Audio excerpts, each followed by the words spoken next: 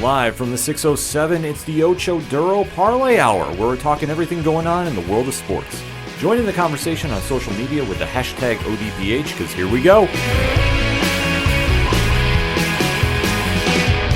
Instead of looking deep inside, every word I have to say, keep it simple. Welcome to an all-new edition of the ODPH podcast. What is happening, everybody? Thank you so much for joining us this week. My name is Ken M. Joining me in studio, as always, you know him. He's the co-host.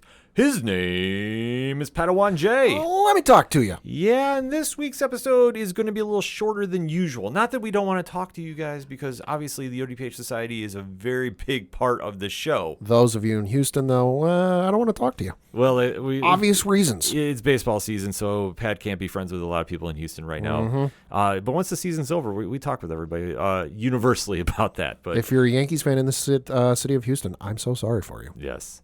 But this week's episode, like we alluded to, is going to be a little shorter because we are in prep mode for arguably the biggest episodes of the year for the ODPH, and that is the NFL preview. So this week is going to be a little shorter, but we're still going to give you a lot of the parlay of topics that you come to know and love here that only we can provide you. So anything else, Pad, where does everybody head on over to? ODPHpodcast.com. Right on, from the TeePublic store, which I believe is having a sale right now as we speak. That's why you always have to go check, to the social media links. Everything's been updated. We're interacting with everybody there in between shows, especially we're having a lot of people already jumping to talk some football with us, which is amazing. We love doing that as well. So you want to make sure you're part of that conversation. The blogs have new reviews dropping left and right. The directory, Pat, how many providers are we on? We are on 622,214. I don't question him, folks. That is why he is a statistician to the stars. So make sure to drop us a review on your favorite podcatcher. It definitely helps the algorithm for the show. Also, check out the classified section, which has friends of the show, such as 3FM Podcast, Dragon Master Games, Nerd Initiative, and we have links for voter registration. For the United States, obviously, this November is a big one, so make sure you get out and get your voice heard, but you have to make sure you're registered to vote. So we have the links right there, so you can go do your business and then do some business in November, whatever you're doing. And then last but certainly not least, we have a great music section where you hear a lot of the music on the show you can listen to on the off time, too. So we definitely want to shout out the bands that swing through here. Brian Wolf and the Howlers, Second Suitor, Tom Jolu, shout out the Robots Floodlands. So if you want to find out more about them, ODPHpodcast.com. And for anything else, that is the place to go. And remember, on social media, to always use the hashtag ODPHpod. Kicking off this edition of the Parlay of Topics, the Fusion Edition, if you will. Pat, what are we talking about? We're going to talk a little bit of wrestling because they got a rather large pay-per-view, or PLE, taking place this Saturday over in Berlin.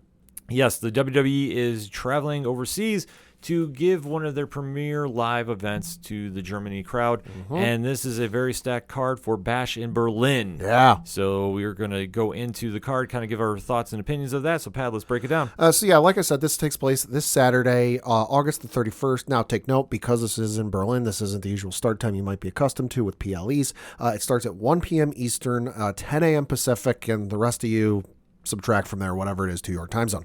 But it is taking place at the UBA Arena in Berlin, Germany. A couple matches going on here, 5 to be specific, and the first of which we're going to talk about is a tag team match for the WWE Women's Tag Team Championships with the champions, the Unholy Union, Alba Fire and Isla Dawn, going up against Bianca Belair and Jade Cargill. Well, this is going to be a rematch of a bout that already happened, and I mean, the Unholy Union, as they're referred to. I mean, Fire and Dawn have been a great tag team in NXT. Yeah. Finally on the main roster, and really now getting to showcase what they can really do. And I love seeing this. Obviously, having a little feud with the former champions, how this is going to go. I have a feeling we're going to still retain. I'm thinking the same thing. And I think that maybe, just maybe, we're going to start seeing the slow break happening between Cargill and Belair. Maybe. I think it's also going to come down to, well, there's kind of an unofficial third member of this Unholy Union that's been tagging with them lately on SmackDown, and that would be Blair Davenport. Blair, I'm going to give you an early spoiler, nothing scheduled for this card, but I wouldn't put it out of the realm of possibility for her to come in, cause a little bit of mayhem, cause a little bit of distraction, and help the Unholy Union retain these titles. Now, could it possibly lead to a little friction, a little disagreement between Bianca and Jade Cargill? Well, sure. But we've also been thinking for the better part of like 6 months to 9 months now that they're going to split these two up and they're still together. So at this point, who knows? Right. I mean, that's the only thing we can speculate about. But this is going to be a very solid match regardless. So the in-ring work we don't have to worry about. I'm just curious where we're going storyline-wise. But I think we're going to have end still. Yeah. But we'll have to wait and see. Next up is a match I think everyone that is tuning in for this card, and maybe those who aren't, but they're curious to see how this goes, is intrigued for. And this is CM Punk taking on Drew McIntyre in a strap match. Yes, the feud that has been brewing for months now, and arguably WWE's best feud, is really taking it up a notch with a strap match. So CM Punk, after losing to Drew McIntyre at SummerSlam, after coming back from injury and the whole idea with the Bracelet of Doom, is now really taking things to a next level for a feud. And they're doing the nice progression with this too. I think a lot of people forget about, because Drew McIntyre has stepped his game up on social media. My God. This, I honestly think, led to a very big pay bump in his contract, because he's really showcasing what he can do as a total entertainer. Not just a great wrestler, but we see what he can do on a microphone, and he's really let loose. Yeah. And now he's in a prime feud with CM Punk and really going toe-for-toe with him on the mic, which is great to see. Yeah, I mean, this is not new territory for Punk. Punk has been able to blur those lines and kind of, muddy the waters, I guess you could say, with whether what he's saying is a work, whether it's a shoot, and what is all the meaning of it. Drew, though, we knew he's good in the ring. We know he's good on the mic. I did not know up until this feud he had this in him on social media. Now, could this be the two of them working behind the scenes and really amplifying the feud online? Sure. But I think part of this is just Drew kind of tapping into something he might not have discovered before, and it's really paying dividends. Thing I do want to point out is this is not CM Punk's first strap match in his career. Two prior instances of being in a strap match. The first was on in OVW back in 2006. It was for it was the OVW heavyweight title.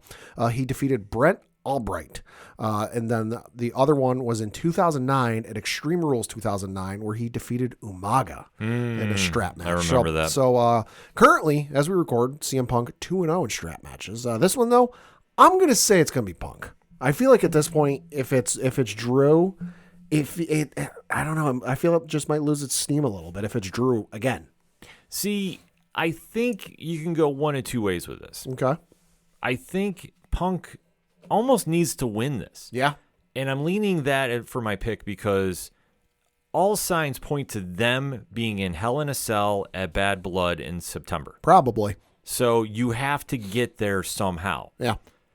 If Punk wins, and that's obviously they split the series 1-1, you have to have the blow-off match in there. And Triple H has said in recent history that Hell in a Cell is used for blow-off matches. Yeah, so I feel that they might lean to go that route if Seth Rollins is ready to come in. Because obviously Seth is tied to this feud very loosely, more so to Punk than McIntyre. But I feel that if they go that route, Punk has to win this more, because the only other way you do this is if Drew wins. Drew's up now 2-0. Yep. Has the Bracelet of Doom.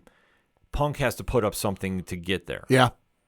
I don't want to say he's going to do a career versus bracelet match or however you want to define it. No. I don't think they can do that. No. So that's why I feel he has to win this. I do too, just because I don't see a way you come out of this Drew being up 2-0 and you justify a third match. Yeah, you can do some sort of shenanigans during this match that helps lead to a CM Punk win, and Drew can stand there on Monday and go, listen, you didn't beat me clean.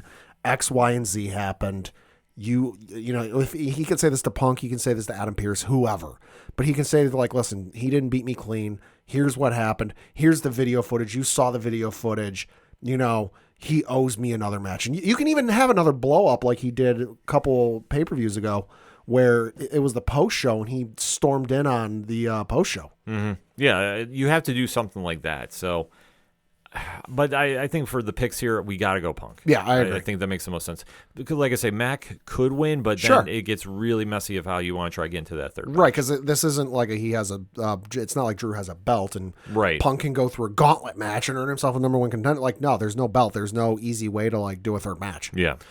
Next up is a mixed tag team match with the Terror Twins in Damian Priest and Rhea Ripley taking on the Judgment Day in Dirty Dominic Mysterio and Liv Morgan. Well, the most messy feud in all of wrestling, I guess we could say. It's like a soap opera. Yeah, which, I mean, it's working wonders. Yeah. Liv Morgan has stepped her game up on the microphone. Dominic Mysterio still proving he's the MVP of WWE with all the heel tactics he's doing. Doing his real dad proud. Mm-hmm. Shout out Eddie Guerrero. Jeez. You had to go there, Pat. Listen, look at the photo, put the two side by side. Tell me I'm wrong. They do look very uncanny. DNA be damned. Uncannily alike, if I can use that word. DNA be damned. But still, I mean, obviously Rey Mysterio is his real dad, and Yeah. they picked up their feud again on Raw, which I'm not a fan of. No, so, I'm not either, because it's like the third or fourth time they faced each other. Yeah, it's now a fight forever that's getting. Yeah, it's like John Cena, Randy Orton. Well, that's always quality, but Well, yeah. at this stage, there's only so much you can do with that storyline, I feel. Yeah. But yeah. to see them go against the former members of the Judgment Day and Rhea Ripley and Damian Priest, I think that Priest and Ripley have to win Yeah. just to move on. But Yeah. I would not doubt, for reasons, the Judgment Day wins again here. But the question is, they would have to get some help from somebody else. Yeet. Would they be adding a member? Well, I mean, Jey Uso could come in and help the Terror Twins win. But I feel that you're going to need help from somebody else to get there. Like, it would be something post-match that Jay comes in to save. Yeah. Because right now, Jay's involved in the Intercontinental title True. tournament. So True. to pull him out of that, I mean, unless they want to cost him that. But, yeah, I just think that that's not the play they're going to go with. I feel, though, this is going to be – Terror Twins have to get some kind of revenge back. I think so. So I'm going to say them, but – I will say, unless Judgment Day pulls out some shenanigans, Which is possible. maybe a new member, which I do like how they alluded to something that we said here and we said on Wrestling Night Live, Thursday nights, 8 p.m. Eastern Standard Time on Nerd Initiative YouTube. They're missing muscle in the Judgment Day. The current iteration, yes. Yes, that was made, Yes. I think Rhea mentioned that. Yeah, no, I think she did. So I don't think that was a throwaway line. And I'm very curious if there's alluding that they're going to bring somebody there. R-Truth, here he comes. Well, that would be funny if they did. I was originally going to say Bronson Reed, but they've been pushing him to the moon. well, and that's great to see. And now he's in a feud with Braun Strowman, which I had a feeling they might do. So, yeah. R.I.P. that car, by the way. yeah, that was a whole thing on Raw too. I don't know necessarily who they would bring in. Yeah, I don't know. That could do something like that. And I mean, I'm sure there's somebody at NXT that maybe Probably. But I'm very curious, like how they would balance that out, because I think that Braun would have made a great fit in there. So would Bronson in that role either. Yeah, yeah. So I don't know. I just don't know how they're going to play it out. But I'm going to say Terror Twins for the win.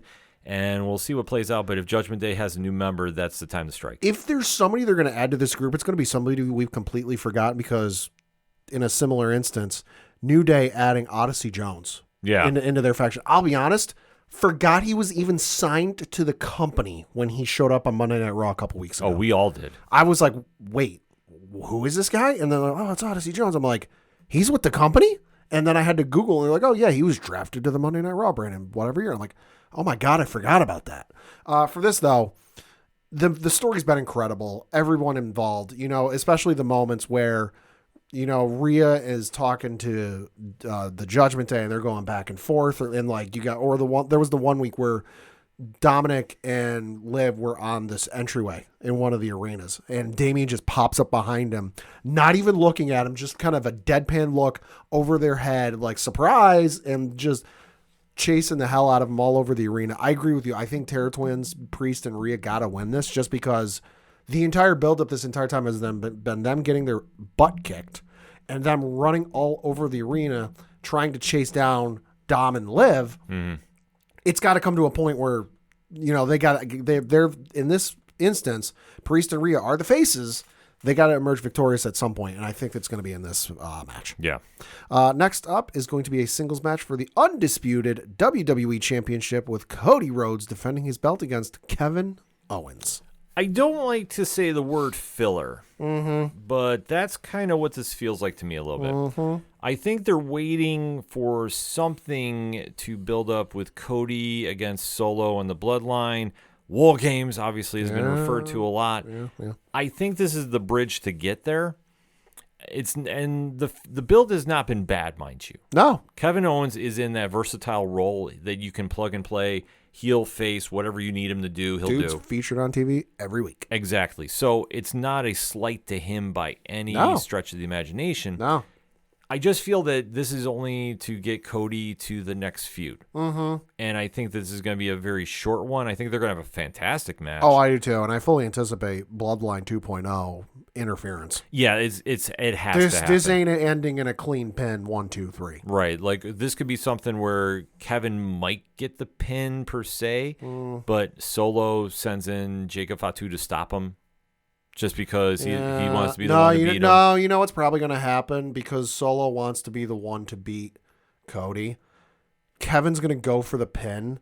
He's going to technically get the pin, but the ref won't have seen it because he's either distracted from somebody with the bloodline, or he's, as is the fashion when the bloodline gets involved, whether it's 2.0 or 1.0, the ref is unconscious. Yeah. That's what I'm fully so I'm anticipating we're going to count to like 15 in this match because Kevin's got the pin on Cody, but the ref is unable to fulfill said count because he's KO'd. No pun intended. Next up is going to be the main event, and I know normally Undisputed Championship is the main event, but given who's wrestling in this card and wrestling for this next match, this is going to be the main event.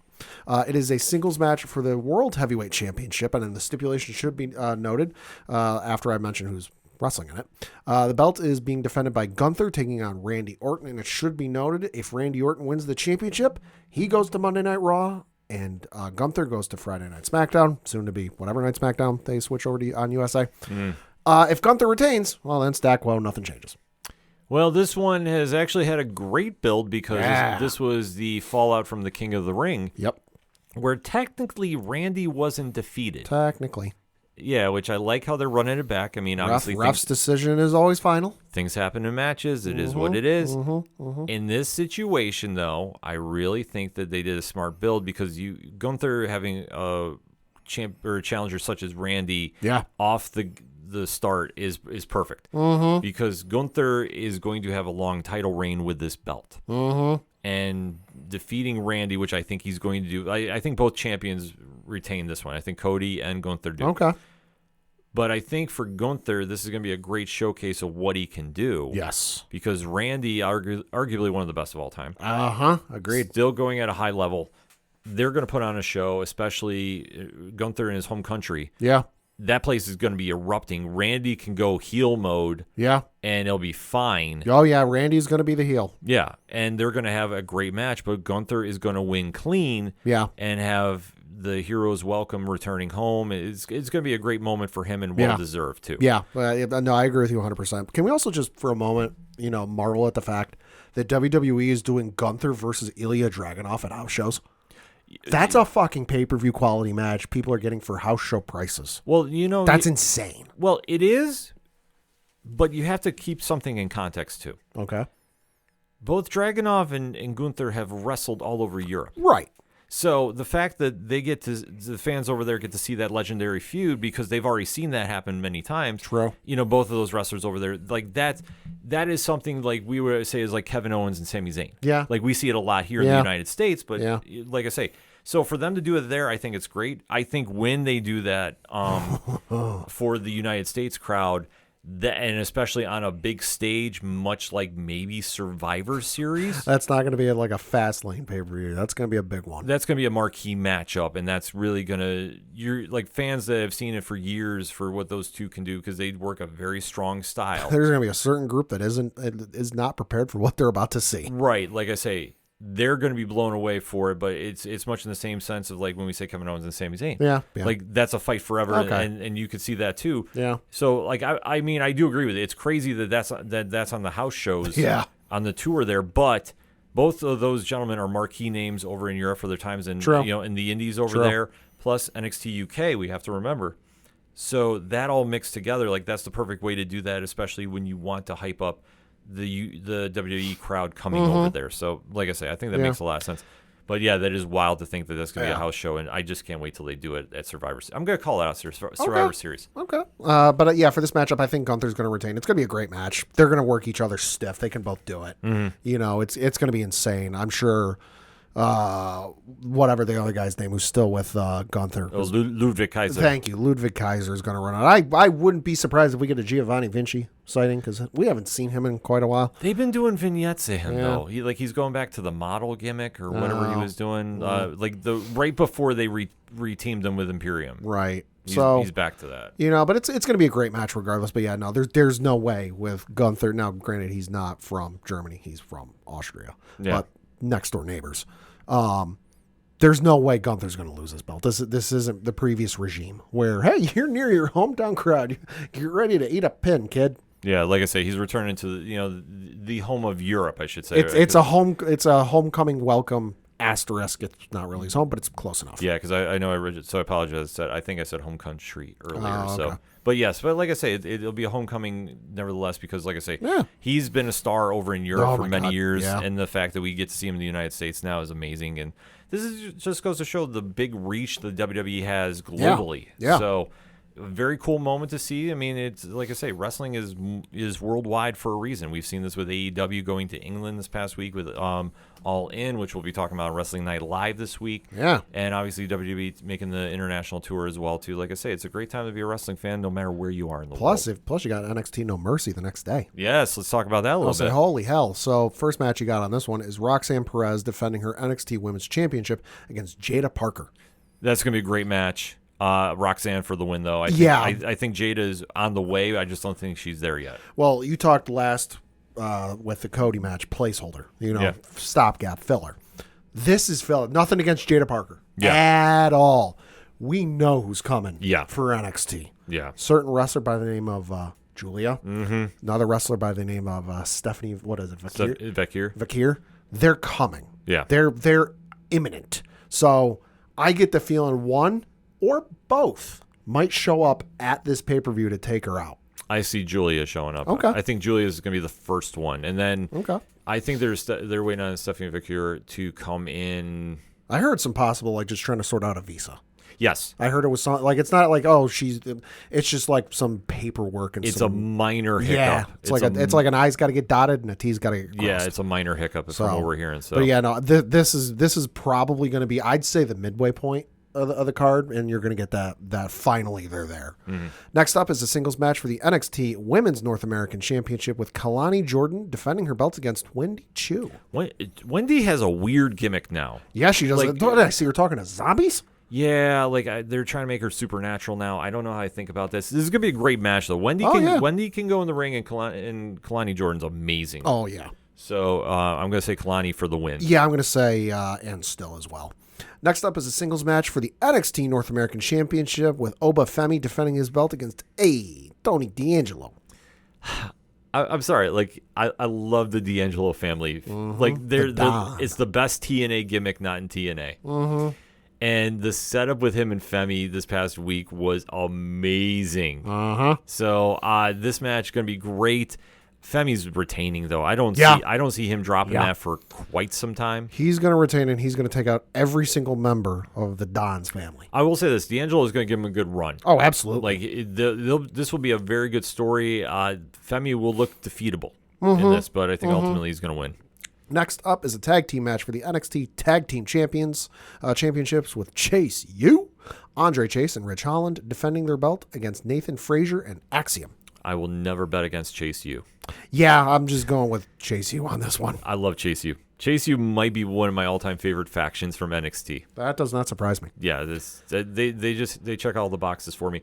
The thing with Frazier and Axiom, they've been teasing like the breakup for them for forever now. Shit or get off the pot. Yeah, I feel at this stage you got to do it. I think that both. They had a great run as tag team champions, sure, but I think it's time split him up, let him do something. I mean, if you got to take him, call him to the main roster and split Sure. him on shows, like Sure. you have to do something with him. Sure. So I think Chase U retains, and then I think you have the breakup after this. I agree 100%. Next up is a singles match between Wes Lee and Zachary Wentz. Oh, the fight of MXK. Like I say, Boy, howdy, that turn. yeah, this has been one of the best storylines. Stab at your heart. Yeah, this has been one of the best storylines of the year thus far for any show. Surprised at how quickly they did it, though. Well, I think they want to tease it out because if Wesley stayed with them, Yeah. it's kind of like, okay, where are we going to go from here? Because he's Right. been a single star. So if you repair him with MSK and he wins tag team titles, like, sure, that's cool and all, Right. but he's a very well-established single star at this stage. Right. So I think that doing the feud here will only elevate him even further. I think he's on his way for that world title. Oh. So I think this is going to be him defeating Zachary Wentz, and then it's on to Trey Miguel, so he'll get rid of the whole Rascals history. Yeah. And then I think he'll be facing whoever is going to be world champion at the time. And I have a bold prediction when we get to the main event, so I'll just kind of leave it at that. Well, we are at the main event because that is a singles match for the NXT Championship with Ethan Page defending his belt against Say His Name, and he appears. I believe in Joe Hendry. With a special guest referee. Whoop that trick. Trick Williams will be the special guest referee. Oh, baby. Yeah, I love this main event. Love everything about this. Uh-huh. Joe Hendry is a bona fide superstar. The world is now catching on to him. If you've been following him from the indies, like we talked about with Gunther and Dragunov, the last segment, Yeah. like he's a guy that's putting in a lot of miles. So the fact that he's now blowing up on this grand scale, that's huge. I think that him being in NXT has really helped elevate his stock. Agreed. I think it also helped Ethan Page. Agreed. And you're now seeing the Ethan Page we knew pre-AEW. Uh-huh. So this is going to be a great feud with, I am going to go on a limb. I don't doubt that they put Joe Hendry on with the belt. I agree with you 100%. Listen, it's nothing against Ethan Page. Ethan Page is main roster ready right now. Oh, yeah. But reasons, whatever they are, he is on NXT. But I think just because you got this blooming and blossoming and wonderful relationship that has been going on between WWE and TNA, I think they're going to give Joe Hendry the belt and give him a little bit of run. And let's face it, if we're not doing this whole thing just to have Joe Hendry appear in the Royal Rumble, what the fuck are we even doing? Oh, he'll be in the Rumble. Absolutely. He'll be in the Rumble, but I'm going to say this is where I say Wesley takes the belt from him. Mm. That's what I think. Okay. I think Joe Hendry will have a very short run with the belt. Could be. Or they're going to somehow get Wesley involved. Because you know what? I wouldn't be surprised. You give Joe Hendry the run and have him defend the belt on TNA. See, now granted, I realize they tape their stuff so far in advance that might not be possible. yeah. Just with the way WWE does things and whatever else, but hey, I can dream. Anything's possible with this because of how the open door works. Yeah. But I think remember we saw Jordan Grace was going to beat Roxanne Perez. Didn't happen. Yeah. I think now's the time to do it. Yeah. Let him do something to kind of spike the rating, and especially with the CW deal forthcoming. True. I think it makes the most sense. And, True. and plus with Ethan Page chasing, it works as well. And I think that this is going to build up for something that when eventually Hendry gets the belt, Yeah. Wesley is going to be the guy to take it. So, And you could have Page chase him across shows. He could show up on TNA's weekly television show. oh, absolutely. And do it. I mean, they can definitely work some things around Yeah, that yeah. Page has been part of the TNA roster before. Oh, yeah. Wesley, if he goes back for a little bit, like that helps. Like there's a lot that they can do with both rosters and really elevate this that maybe, just maybe, they don't do it with Joe Hendry for reasons, even though I think they're leaving money on the table. a missed opportunity. Yeah, I fully think so too. But if they decide to have him get screwed over, Page has to drop it to somebody like Trick, Right. or one of the top faces in the company, and that's where Wesley comes in and takes it, because I think Wesley is going to be champion by year's end. Could be. It just depends on how soon they want to do it, but Could I be. think that if he beats Zachary Wentz, and depending if they want to do everything with Trey Miguel, this is all lining up for Wesley to take it at the end of the day. But hell of a card, nevertheless. Yeah, like I said, taking place this Sunday from the Ball Arena in Denver, Colorado. Yes. Check your local listings for what time it is on in your area for Peacock. Mm-hmm. But I got one more bit of news and some unfortunate bit of news that took place a couple days ago, and that is a well-known wrestler from the WWF, WCW days, Sidney Raymond Eady, better known as Sid Eady, Sid Justice, Sid Vicious, Psycho Sid, passed away at the age of 63. Known for a whole bunch of stuff, but probably best known, main evented WrestleMania 8, where against Hulk Hogan, had that going on. Then he was in the main event of WrestleMania 13, where he went up against The Undertaker in a no disqualification match. Then was also in the main event of Starrcade 2000, where it was he went up against Scott Steiner and lost by technical submission for the WCW World Heavyweight Championship. A whole bunch of other accolades, though. Was comeback of the year in 1996, according to Pro Wrestling Illustrated. Reached number 16 of the top 500 singles wrestlers in the PWI 500 list in 1991. Champion for Southeastern Championship Wrestling, was a champion in the United States Wrestling Association, WCW, was a WWF champion 2 times, and definitely leaves a lasting impact on the legacy. I know Booker T said the other day that he and his brother wouldn't have gotten their break if it wasn't for Sid Vicious, and he said he was glad that he at least got to tell him that and thank him for that opportunity. Yeah, I mean, Sid was a larger-than-life personality in the 80s and 90s. From seeing him in WCW as part of the Skyscrapers with one, I believe it was Mean Mark Callis, who we know as The Undertaker. Way back when, and seeing how he evolved. And I always remember just giving those. He was one of the first people I saw do a powerbomb. Right. So to see that and how he was running in WCW and then coming into WWE as Sid Justice, and that was kind of like a weird character for him per se, because we'd always known him as this really quote-unquote unstable heel, and then he finally went into Psycho Sid mode, defeating Hulk Hogan, and then, I mean, obviously, later on defeating, I believe, Shawn Michaels for the world title. Yeah. So, like I say, when you have like moments like that, you can kind of see the build and the impact left. Like I say, very unique promos. Yeah. We'll put it mildly with that. But always, an entertainer nevertheless. And I got to say, his build from is probably my favorite of all time. Quote, wherever he damn well pleases. Yeah. Yeah. Like I say, I love it when it's something outside the unique. Hailing from New York City, or hailing from San Antonio, Texas, or like one of those places. It's like from parts unknown, or like wherever he damn well pleases. I love those moments. Yeah, he was a guy, like I say, he understood how to work the crowd. And like I say, when you could kind of see that play out, and it really elevated and just ran with the ball, to say the least. Like I say, it was just very cool to see. And when you finally saw this play out, like I say, it was just a very cool moment to see. I have to correct myself. He did beat Shawn Michaels at Survivor Series. I remember that. I don't think he beat Hogan. He beat Bret Hart though. No, the one match I know he main evented with Hogan, he did not beat Hulk Hogan. That's right, because that was Hulk Hogan back in the real tough days. Yeah, that was, like I say, the Hogan wasn't losing to nobody. Yeah, I was gonna say that was the that's quote unquote not working for me there, brother. End quote. Allegedly. But I think just to see where he was in his career, like I say, he's left an imprint on everybody, because he was a large in life persona. But everybody I know that's talked about him he's sung nothing but praises about him after. Shout out to Parking Space 22. Yes. Yeah. 22. You idiot. Yeah. Like I said, if you haven't seen that clip, look up that clip. There's a lot of unique Sid clips that you can watch that, like I say, he was an entertainer. He knew how to get a good laugh out of it if he needed to. He would also cut a really wild promo.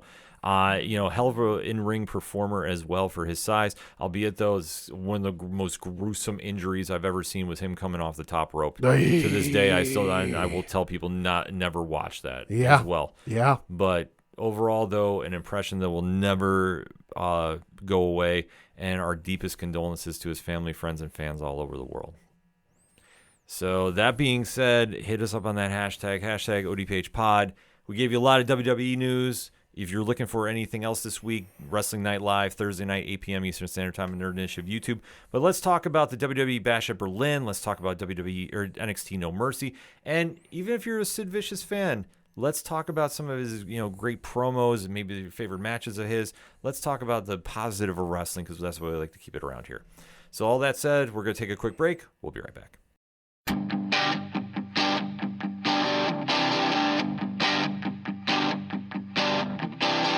This is Tom from Tom Joe Lou, This is Matt from Sideroom Sounds. and you're listening to ODPH Podcast.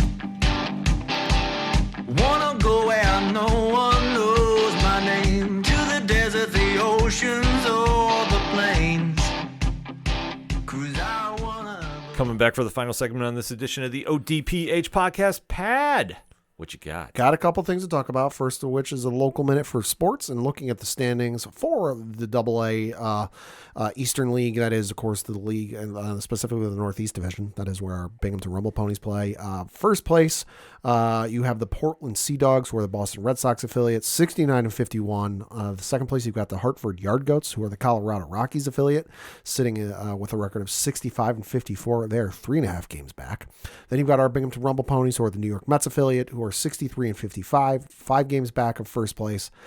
Then in fourth place, you've got the Somerset Patriots, who are the New York Yankees affiliate, with a record of 62-57. They are 6.5 games out of first place.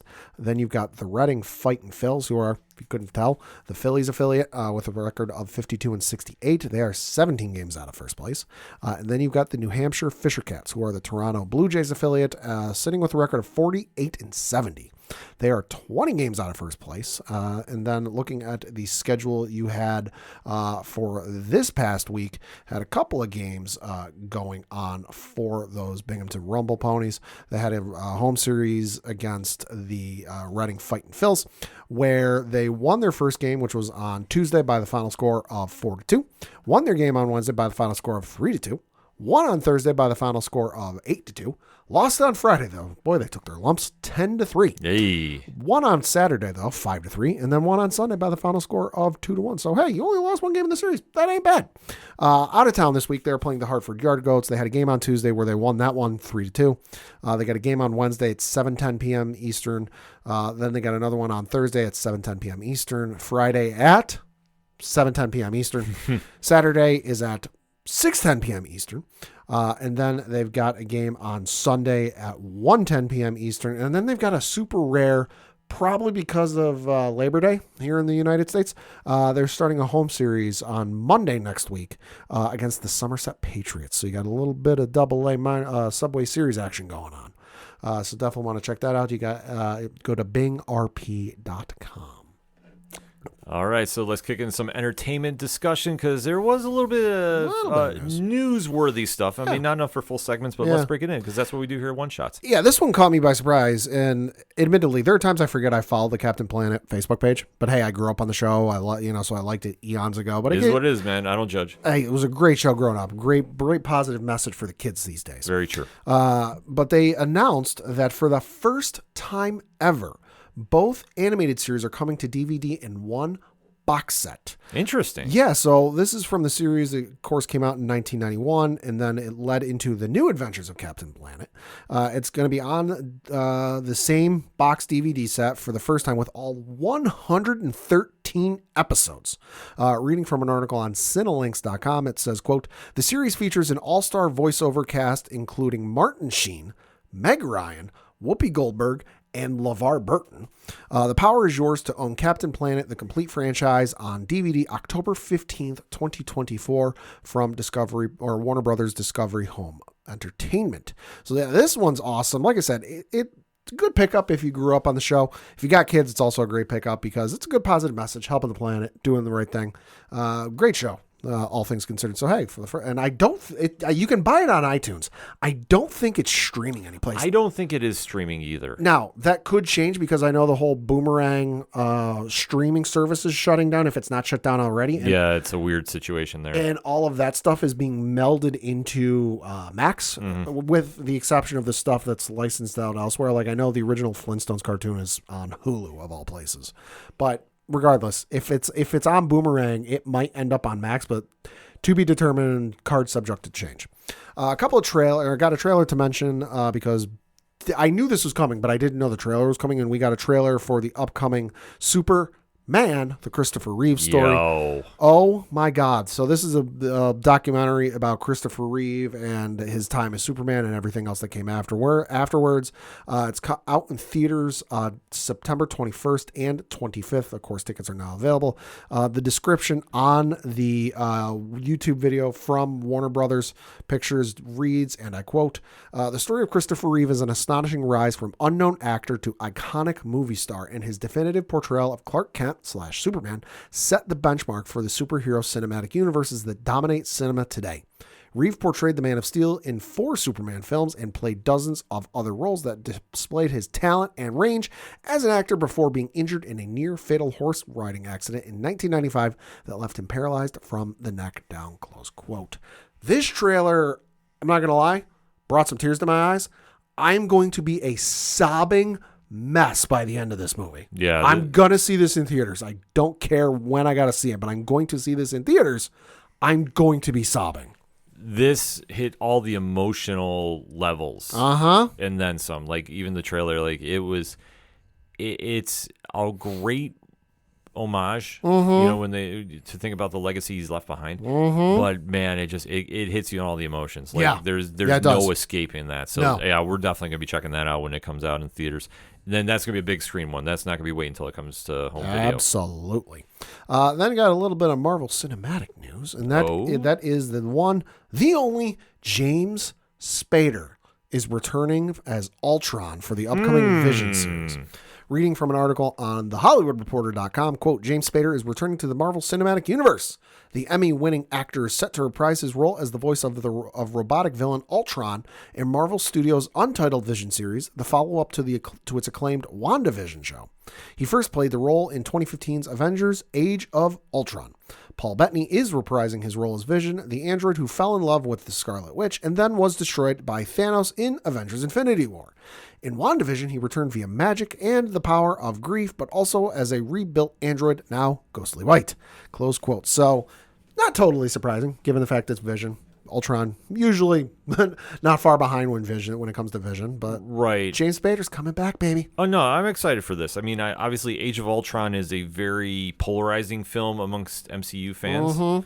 But with Ultron, it's synonymous with the Vision. If they're going to do a show about the Vision, and you know, all signs are pointing to they're going to be borrowing a lot from the comics. Probably, you have to bring in Ultron. You have to, and depending on how long or where they want to go with the character because of the MCU, I mean, this opens a lot of doors.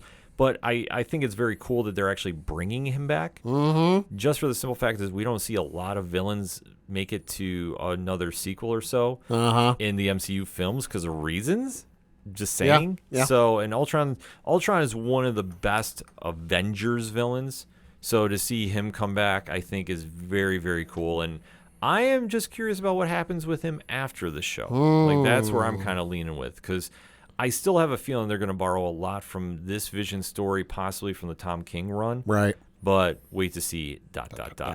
Next up was a trailer for a movie I knew was coming. Super excited to see it, though, because I got to admit, before it came out, a little skeptical, because it's something from the appendices of the Lord of the Rings novel. It's a different medium than what we've seen previously with Rings of Power, Lord of the Rings, the Hobbit films. And there was back in 2021, in case you don't remember, New Line Cinema announced that there was going to be an anime prequel film to The Lord of the Rings and The Hobbit, and it was going to be titled The War of the Rohirrim. That trailer came out this past week. It's coming out it's in theaters this Christmas. It is from the legendary director Kenji Kamiyama. Of course, Peter Jackson going to have a little bit of help with that, producing and whatnot. It looks freaking credible. It is going to be set 183 years, so about 200 years before the events chronicled in the original trilogy of the films. So Fellowship of the Ring, Two Towers, and Return of the King. And it's going to tell the fate of the Helm Hammerhand, which, if you remember, if you've read the books as much as I have, you've heard the name 1,000 times, but was mentioned briefly in the Lord of the Rings films, the second one, where Gimli blows the horn of Helm Hammerhand. Right. So it is going to be his story and everything going on with there. He was the legendary king of Rohan.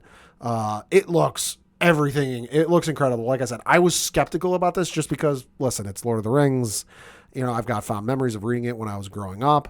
And anytime you kind of delve into the appendices, it can be a little messy just because there's not a whole lot of detail and description there. So you're taking a little bit of liberties with the source material.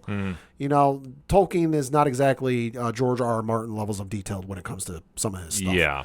But I got to say, my fears were assuaged with this trailer because this trailer looks amazing. Should also note, it was also announced this film is going to be at New York Comic Con. Mm-hmm. Oh, baby, you know what I'm going to try and get into.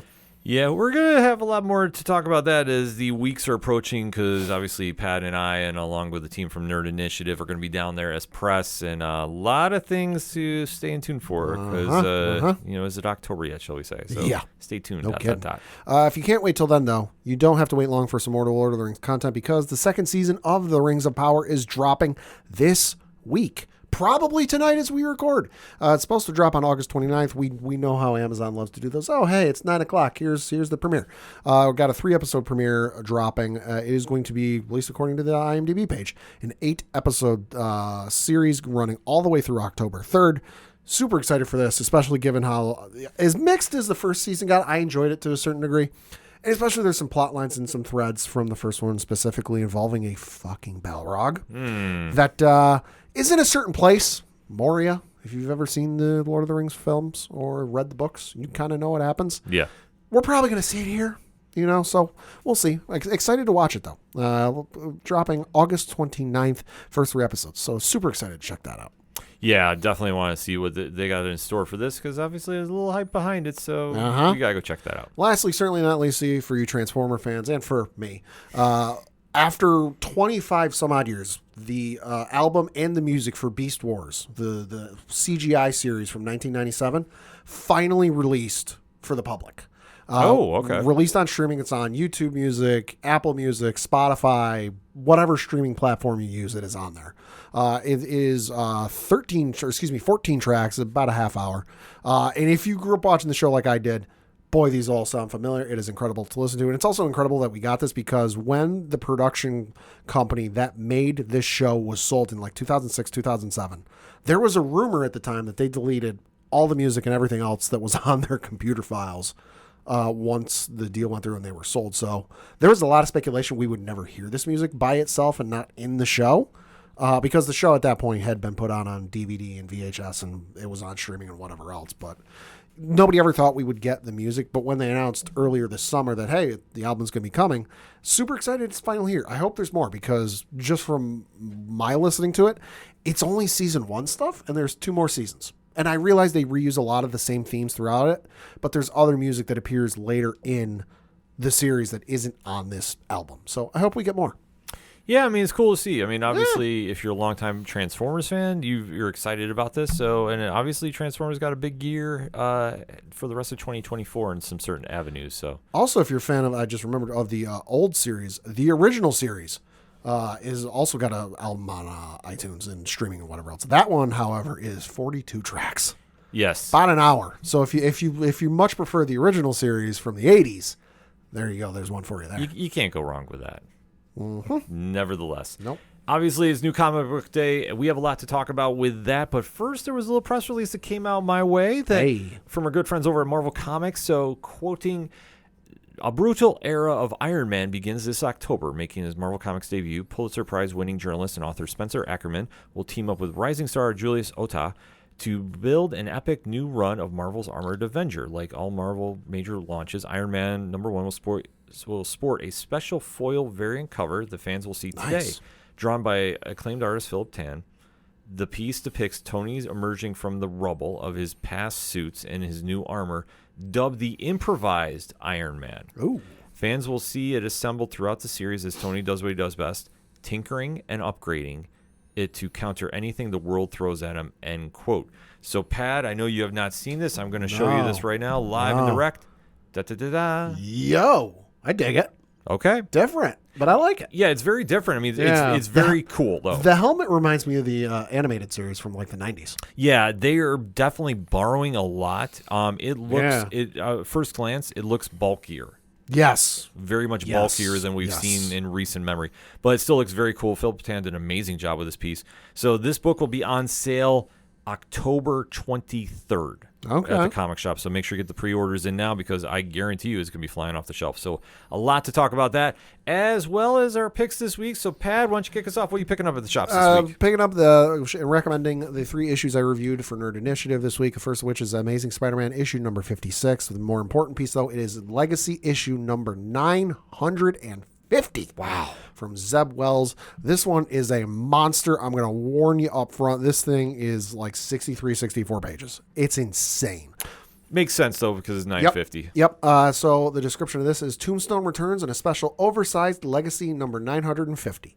The newest kingpin of crime will show his power to the other gangs of New York City by publicly killing Spider-Man. And of course, the easiest way to get to Spidey is to kidnap Peter Parker. On top of our oversized main issue, the issue includes some new instant classic stories. So there are 4 stories that take place in this issue. There's the main story that's being told. The second story that's told ties into the first one and kind of explains how things got from point A to point B. The third story is a nice ending, but given who it's about, feel like you should have told this story a couple months ago, maybe a couple of years ago, and you might have been able to save that character's reputation amongst the fandom, but I digress. The last story, and I say story with air quotes, it's a 1-page story involving Kraven and Spider-Man, and it's wonderful. It's fun. It's just a little bit of slapstick humor that, I feel like is fun at the end of a Spider-Man issue. So definitely should pick that up. It's 60 some odd pages. So the fact that you only got to pay, a couple bucks for it, it's well worth your money. And it's a good start. We'll see if Zeb Wells is able to land the dismount when it comes to his final run, but it's a good start at the least. Yeah, I was going to say, a lot of people waiting to see about this final arc. I'll just put it at that. Then you've got Captain America, issue number 12 by J. Michael Straczynski, and this reads, Death has come to Earth and intends to take humanity off the playing field. Captain America has assembled the change agents who can save everyone. But is it too little, too late? Not a whole lot of action going on in this issue. It's a lot of setup, but of course you're going up against Death. So that's never just hey, we can punch him and hit him in the face until we win. Like, no, you need a game plan for this. Death ain't, whatting around though, because the end of this issue, oh boy, like it's going to be real interesting. Cap's pulled his butt out of some fires before and pulled him out of some no-win situations before. I don't know how he's going to get out of this one. It's going to be interesting. Once you read the issue, you'll know what I mean. Great artwork in this issue as well. Yeah, a lot of praise for this one. And lastly, and certainly not leastly, is Star Wars Ahsoka issue number 2 from Rodney Barnes. This one is Toil and Trouble. Ahsoka and General Hera Syndulla travel to New Republic shipyards and make an unexpected discovery. The adaptation of the hit Disney Plus series continues. So this one's an adaptation of the second episode of the Ahsoka television series. Fun read, very faithful adaptation, from the source material to this. Artwork's a little odd in some places, which kind of pulled me out of it a little bit, but the story is great. If you've seen the show, you know what you're in for. And if you're looking to introduce somebody to this series that might not have Disney Plus, can't get Disney Plus for whatever reason, this is a great way to get them into that story and show them this story. Because outside of maybe like, it doesn't have all of the action sequences in it. And by that I mean it doesn't have every move, every flip, every fight, everything. Like it still gets the point across, and it's a great way to experience the show in a different medium. Yeah, no, this is definitely great stuff. I mean, Marvel does always fantastic stuff with their Star Wars. So does Dark Horse, too. I mean, it's a great time if you're a Star Wars fan to get into the books. Yes. And no matter what you're into, High Republic, Skywalker era, you name it, they got it. All right, my picks this week. This loaded lineup this week. Oh, boy. I feel I say that every week, but you know what? That's comes part of the turf if you pick up a lot of comics like I do. First and foremost, kicking off from our good friends over at Distillery. Life number 1. Now, this is Stephanie Phillips and Brian Azzarello teaming up for the first time and telling 2 different stories that kind of coincide with each other. It is an intense read. It is very, very cool. And Daniel Zaziel, I apologize if I messed up the name. You know his work from Nostalgia from Comixology. Mm-hmm. Amazing stuff here. Very futuristic, very wild vibe going on here, but 2 different stories as a flip book. And the stories are all connecting, and it's a very cool read. I gotta say this. I was blown away by what I saw here. So nice. Top shelf work there. Also from Distillery this week, I did not get a chance to fully read it. Francesco Francavilla and Scott Snyder, White Boat number 2. What can I say? It's that tag team working together. Enough said. That will be definitely talked about this week on social media. From our good friends over at Marvel Comics, X-Men number 3, Jed MacKay, Ryan Stegman's run. So the team is in Alaska. It's a very tense situation. The cover here is a little discussion over some great food at a diner. Oh, boy. And it's the United States versus Scott Summers. And you find out a little bit about this, and I like how they set this up. Good luck, kid. The writing with Scott Summers, though, like I will say, they walk a very fine line with him. Okay. I'm not sure exactly. Like, I know he's winning people over, but I think that like he kind of goes back and forth a little bit with the voice of Scott. But I like what I see here. I'm not mad about it. It's got some great superhero action mixed in, but it's a real good insight into the world of Scott Summers right now. And what can I say? Fall from the Ashes is really kicking up steam. I know X-Force 2 came out this week. NYX came out this week as well. So great time to be in the X universe. Also, we're talking universes. Energon Universe, Void Rivals, number 2. Robert Kirkman, Lorenzo Di Felici. And the Space Odyssey that kicked everything off. We're seeing the original pair possibly breaking up here. Like, there's a lot of moving parts happening here. And they did tease a lot about connections with the Energon universe. I'll just kind of leave it at that. There's one, if you're an old school Transformers fan, I personally feel they tipped their hand. And we're going to be seeing somebody real soon. And that's kind of a game changer in its own right. So I'll leave it at that. But great series nevertheless.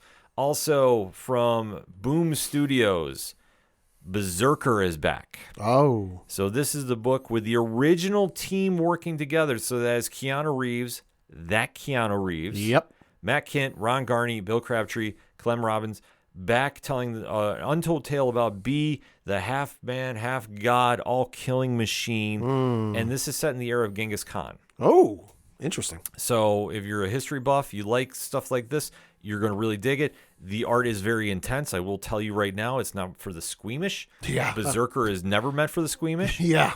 So when the movie and the anime come out, I'm giving you fair warning now. You heard it here first. If you have weak stomachs, this might not be up your alley. But it's a great story nevertheless. I really enjoyed this one.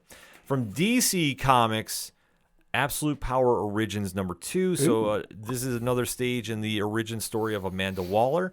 And this deals with the original Task Force X and the lineup there and what happens. It's a very cool story, I will say this.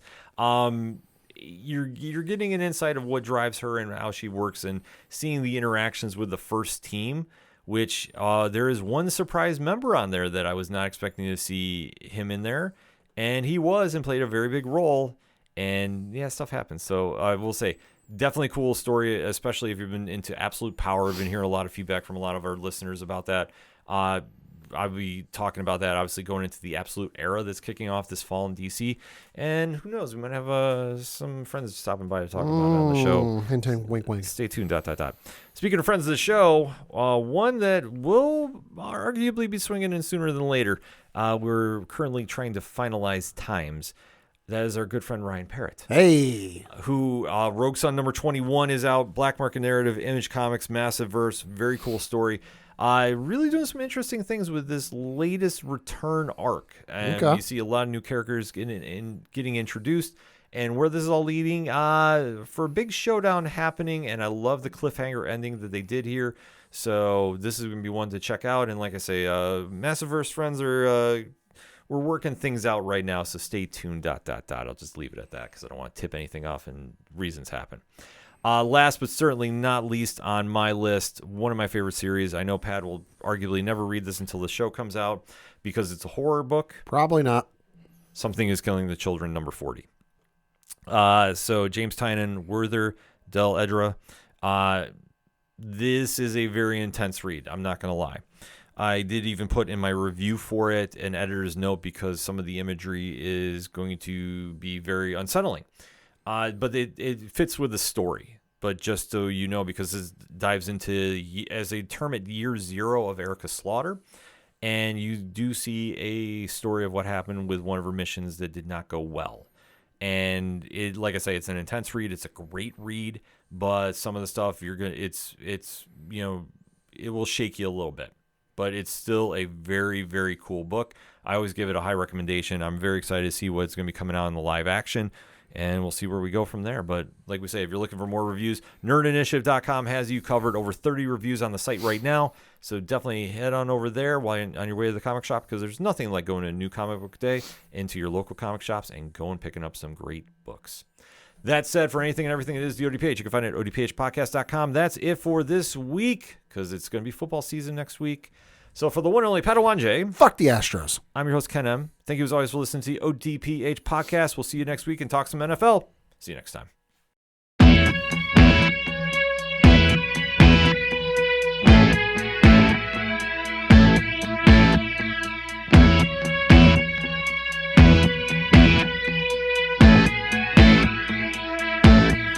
It's such waste of time, swiping left and swiping right on people you could know. Cause anyone who's worth a damn be worth way more than a picture could ever show. You could find the right light, find the right angle, and never find your soul. And it can feel like a losing battle, and this plot is full of holes. This modern way of finding love just makes me feel so alone. And I can't be the only one sick of staring at my phone. So look up, talk to me, a better way to spend our energy. Just look up, talk to me. We don't have to float alone on the open sea. Don't know that I believe in the old time fable. Everyone has just one true love. All I know is you're across this table, and you're all I'm thinking of. So look up, talk to me, a better way to spend our energy. Just look up, talk to me. We don't have to float alone on the open sea.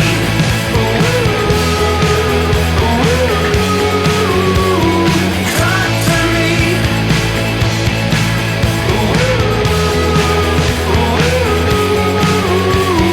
Talk to me. It's such waste of time, swiping left and swiping right on people you could know.